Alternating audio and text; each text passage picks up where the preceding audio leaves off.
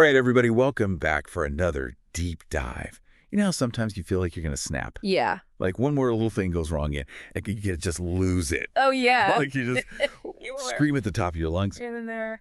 Today, we are talking about anger.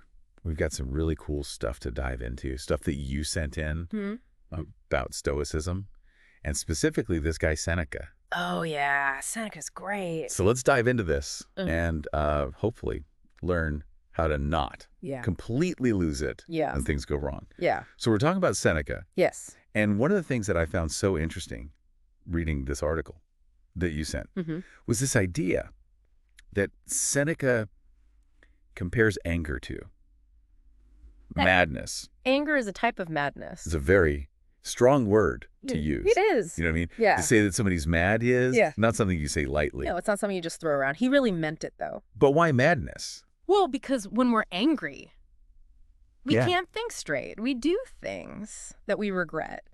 We make bad decisions. Yeah, we don't think rationally. Yeah, we kind of lose control of our faculties, and so that's what he means by madness. Exactly. It's this kind of temporary insanity. Yeah, and it's like we place so much value on trivial things. Like, let's say someone cuts you off in traffic. Right. Is that really worth getting so angry about? No, in the grand scheme of things, probably not. No, but in the moment, it feels like a huge deal. Yeah. Because anger distorts our perception. It does, and it makes us, small things feel big. Yeah, exactly. And also, Seneca had this other interesting point. Yeah. That I thought we could dive into a little bit. He talked about how anger is actually a form of weakness. Yes. I think that goes against what a lot of people think. Yeah, I think a lot of people associate anger with strength. Like if you're angry, then you're strong, you're powerful. Right. It's like that righteous anger, like you stand up for what you believe in. Yeah. Right. Like you're not going to let people walk all over you. Exactly. Kind of thing. But Seneca's saying, actually, no. He says it's the opposite. Real strength is about self-control. It's about controlling your emotions. Yeah, not letting them control you. Right. And that takes more strength.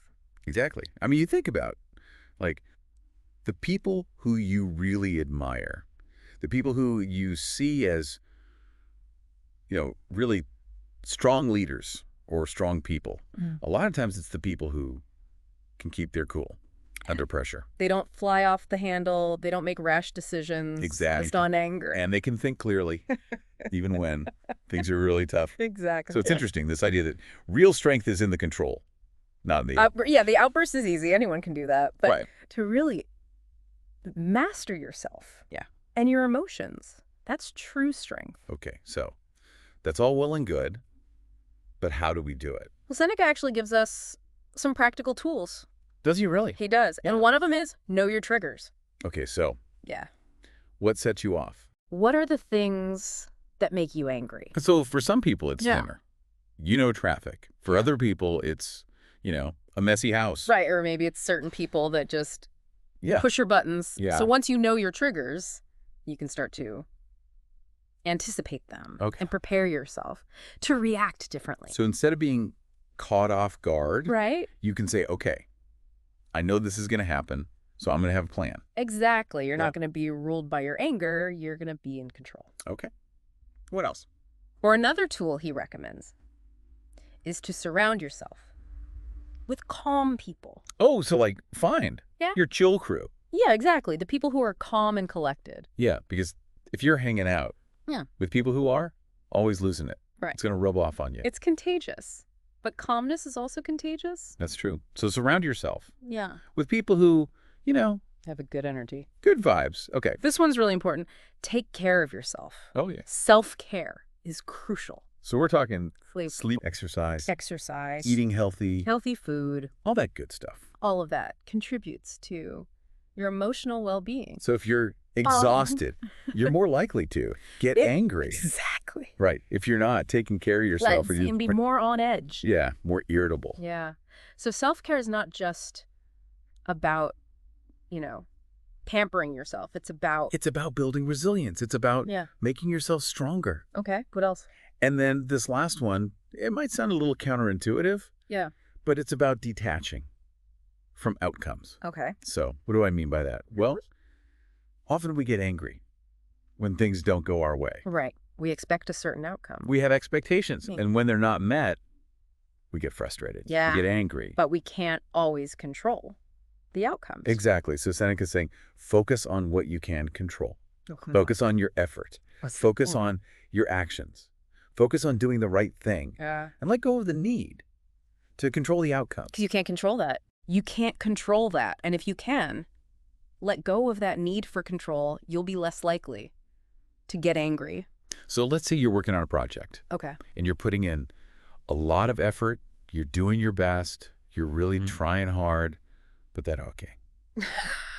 You know, you don't get the recognition you were hoping for. Right. You know, doesn't turn out the way you thought it would. If you can detach from the outcome, yeah, you can say, you know what? I did my best. Exactly. I put in the effort. And that's all I can control, the outcome. It's not up to me. And that can be freeing. It is very freeing because it takes a lot of pressure off. Right. Yeah, it takes a lot of pressure off. Okay, so we've got all these tools from Seneca, and we've got this idea of anger is madness and anger as a weakness. What does this all mean for somebody? That's all it means.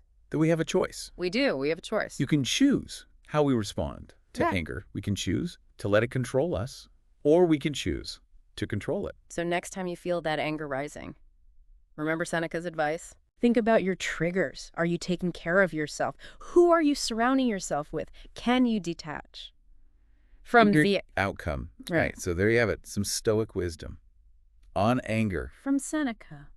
And you know what? It's really about becoming the best version of ourselves and not letting anger control our lives. Exactly. We have the power to choose calmness. And that's a powerful thing. It is. Thanks for joining us for this deep dive, and we'll see you next time.